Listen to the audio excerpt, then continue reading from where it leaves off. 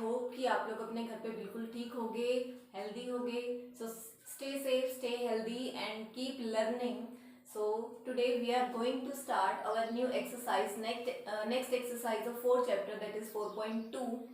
कल हमने जो लास्ट क्लास थी हमारी उसमें हमने पढ़ा था कि लीनियर इक्वेशन क्या होती है, इन टू वेरिएबल कब बन जाती है, उसकी हमने जनरल फॉर्म पढ़ी थी और उसमें हमने कॉन्स्टेंट्स a, b और c की वैल्यू निकालनी भी सीख ली थी. ठीक है, तो आज हम नेक्स्ट एक्सरसाइज में अपने में कंटिन्यू करते हैं. फर्स्ट जो हमारा क्वेश्चन रहता है उस एक्सरसाइज का वो है, क्वेश्चन है इक्वेशन हमें गिवन है, हमें 3 ऑप्शन दे रखे हैं, हमें ये बताना है कि तीनों में से कौन सा ऑप्शन करेक्ट है. ठीक है, तो इक्वेशन है हमारी y is equal to 3x plus 5. इसमें क्या है, has unique solution, only 2 solution, infinitely many solution. हमें बताना है कि जो इक्वेशन हमें गिवन है उसमें कितने सॉल्यूशंस होंगे. ठीक है, तो ये चीज हमें एक्सप्लेन करनी है. तो सबसे पहले आप देखो कि इक्वेशन जो हमें गिवन है वो कितने वेरिएबल में गिवन है.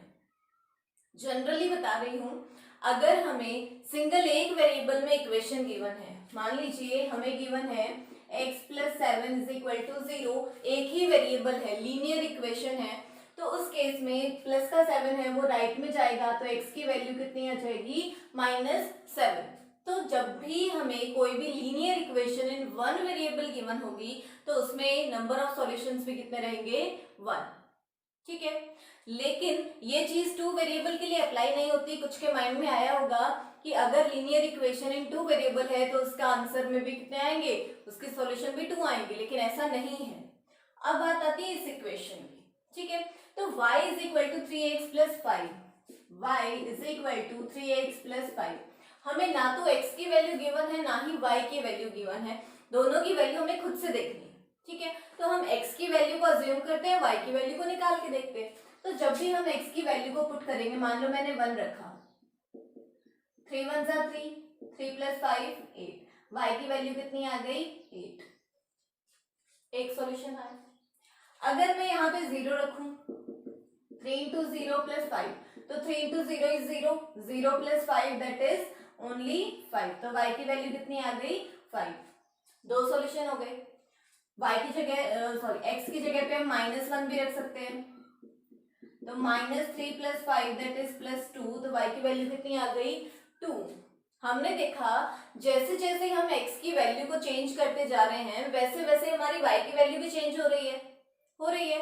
तो हमें ये पता चला कि जब भी हमें 2 वेरिएबल गिवन होंगे तो उस केस में ऑलवेज हम क्या लिखेंगे, इनफाइनाइटली मैनी सॉल्यूशन. तो हमारा कौन सा आंसर करेक्ट है, थर्ड आंसर जो है वो हमारा करेक्ट है, इनफाइनाइटली मैनी सॉल्यूशन.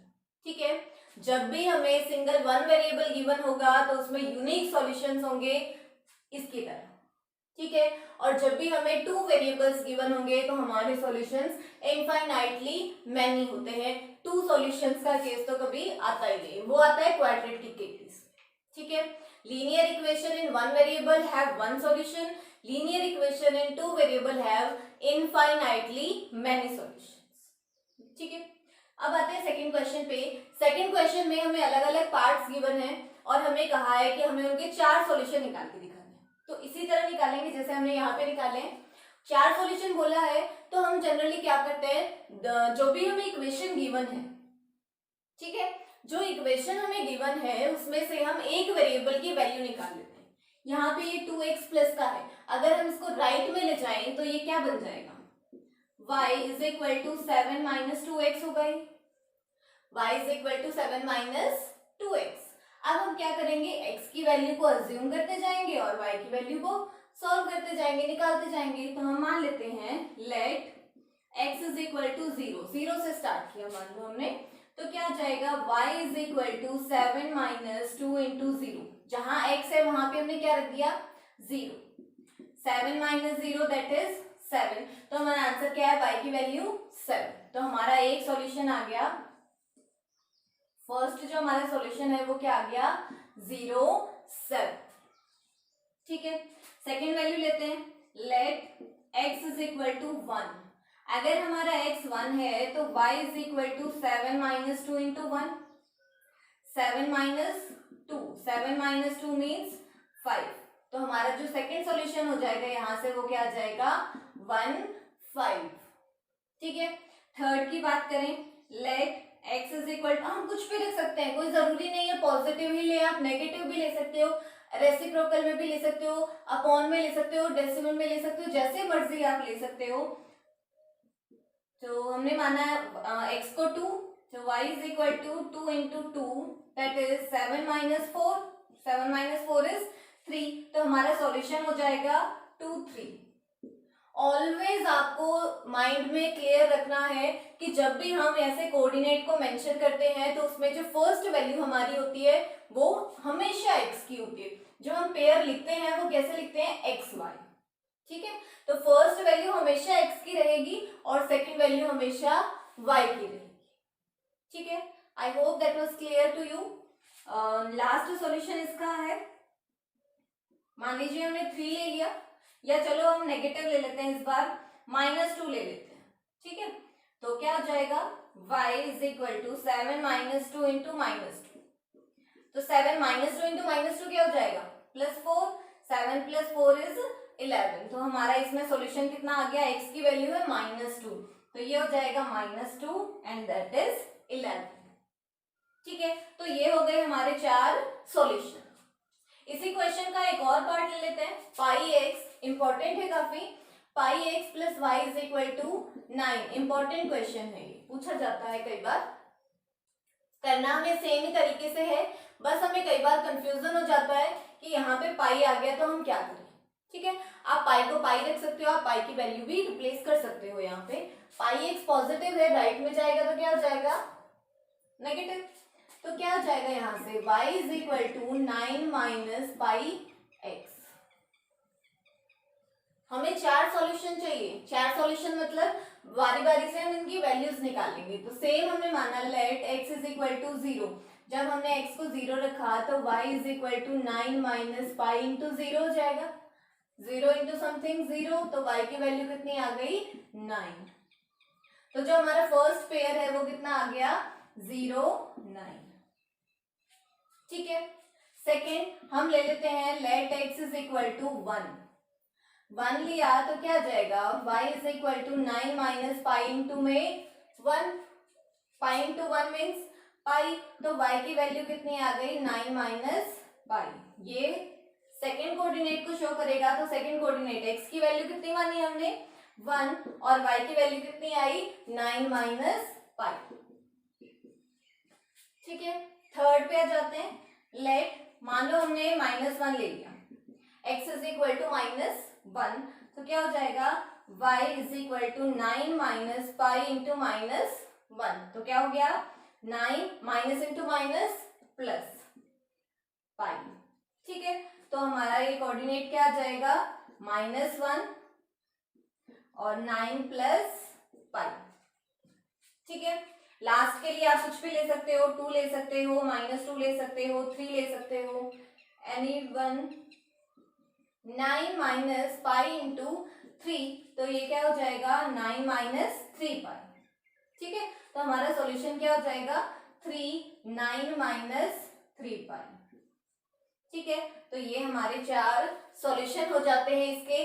जरूरी नहीं है कि आप पाई को पाई रखो, अगर आप पाई की वैल्यू रिप्लेस करना चाहो तो आप पाई की जगह 22/7 या फिर 3.14 रिप्लेस कर सकते हो, लेकिन उससे आप ही को कैलकुलेशन में प्रॉब्लम होगी, क्योंकि अगर आप 22/7 यहाँ पे रिप्लेस करते हो तो आपको एलसीएम लेके इसे सिंप्लीफाई भी करके दिखाना पड़ेगा। ठीक है, सो इट वाज बेटर कि अगर आप पाई को पाई ही रखें तो।